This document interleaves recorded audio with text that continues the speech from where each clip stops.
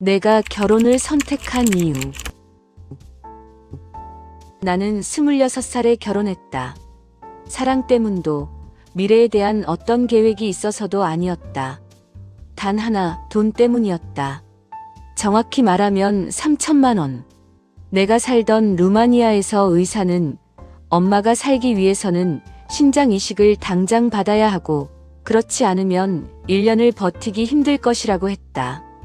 엄마가 수술을 받기 위해서는 그 돈이 필요했고 돈을 내지 못하면 더 이상 치료를 받을 수 없다는 말을 들은 나는 답이 정해져 있는 선택을 해야만 했다. 병실을 나서면서 그 3천만 원이라는 숫자가 머릿속에서 떠나지 않았다. 3천만 원. 그때 나는 처음으로 내 인생이 아니라 어머니의 시간을 사야겠다고 생각했다. 무너진 일상과 국제 결혼. 나는 루마니아의 작은 도시에서 아이들을 가르치던 교사였다. 월급은 많지 않았지만 가족 셋이 살기에는 부족하지 않았다. 하지만 어머니의 병 앞에서 그 모든 평범함은 한순간에 무너졌다. 집을 팔아도 빚을 내도 부족했다. 계속해서 돈을 만들 방법을 찾던 중 국제 결혼이라는 것을 처음 듣게 되었다. 그것은 사랑이 아니라 조건으로 시작하는 결혼이었던 것이다. 처음엔 그것이 나 자신에 대한 모욕처럼 느껴졌다. 하지만 어머니가 밤마다 통증에 잠을 이루지 못하는 모습을 보며 하루빨리 수술을 해야 한다는 생각에 나는 더 이상 도망칠 수 없었다. 거래처럼 시작된 결혼. 상대는 한국에 사는 43세 남자 이태수였다. 그는 말수가 적었고 감정을 쉽게 드러내지 않았다. 우리는 사랑에 대해 이야기하지 않았다. 결혼, 금액, 한국에서의 생활. 이 모든 것들은 서로가 약속한 조건을 잘 지키는 것으로 정리되었다. 혼인신고 서류에 사인하던 날 나는 내가 결혼을 하는 건지 아니면 내 인생을 이 종이 계약서에 넘겨버리는 것인지 알 수가 없었다. 며칠 뒤 통장에 찍힌 3천만 원을 확인했고 그날부터 어머니는 수술을 받고 치료를 시작할 수 있었다. 한국에서 보내는 날들. 한국에 도착했을 때 집은 생각보다 작았고 공기는 낯설었다. 잠시 인사를 나눈 시어머니는 늘 말없이 나를 바라보셨고 나는 그 낯선 시선을 해석할 수가 없었다. 한국에서 보내는 시간이 길어질수록 언어가 통하지 않는다는 것이 생각보다 훨씬 큰 벽이라는 사실을 실감하게 되었다. 청소 하나, 요리 하나, 작은 집안일 하나에도 긴장이 따랐다. 루마니아에 있는 엄마와 통화를 할 때면 잘 지낸다, 걱정하지 말라고 늘 말하지만 사실은 하루 종일 방에 혼자 앉아 있는 날이 더 많은 외로운 날이 많았다. 임신, 그리고 첫 변화. 한국에 온 지 얼마 지나지 않아 임신 사실을 알게 되었다. 임신했다는 것을 알게 되자 기쁨보다는 두려움이 먼저 찾아왔다. 이 낯선 나라에서 아이를 낳아 키울 준비가 되어 있지 않다는 생각이 들었기 때문이다. 그러던 어느 날 아침 잠에서 일어나 보니 시어머니가 말없이 끓여 내놓으신 미역국이 놓여있는 것을 보았다.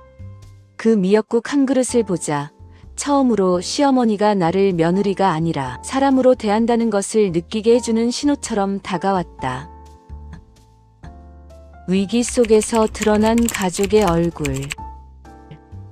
임신 기간을 보내던 중반 즈음 새벽에 갑작스럽게 하혈을 하게 되었고 남편은 아무 말 없이 나를 업고 병원으로 달렸다. 가까스로 도착한 병원에서 의사는 태중의 아이의 심장은 아직 뛰고 있으니 걱정하지 말라고 말했다. 그 말을 듣는 순간 나는 병상에서 처음으로 큰 소리로 울었다. 그날 이후 시어머니와 가족의 태도는 확연히 달라진 것을 느끼게 되었다. 나는 더 이상 낯선 외국인이 아니라 이 집안의 대를 이을 아이를 품은 가족이 된 것이다. 가족이 되어가는 시간. 집안의 분위기가 어느덧 예전과는 다르게 서서히 바뀌었다. 밥상에는 내 반찬이 따로 놓였고 가족들은 나에게 쉬라는 말을 자연스럽게 자주 해주셨다. 다문화 센터에 다니기 시작하면서 나는 다시 한국말을 배우고 사람을 만났다. 그러자 점점 웃는 날이 늘어났고 조금씩 숨을 쉴 수 있게 되는 것 같았다. 출산과 새로운 삶. 뱃속에 아기가 하나가 아니라 쌍둥이라는 소식을 들었을 때 시어머니는 내 앞에서 처음으로 크게 웃으셨다. 조기 진통으로 다시 병원에 입원했지만 이번엔 혼자가 아니었다.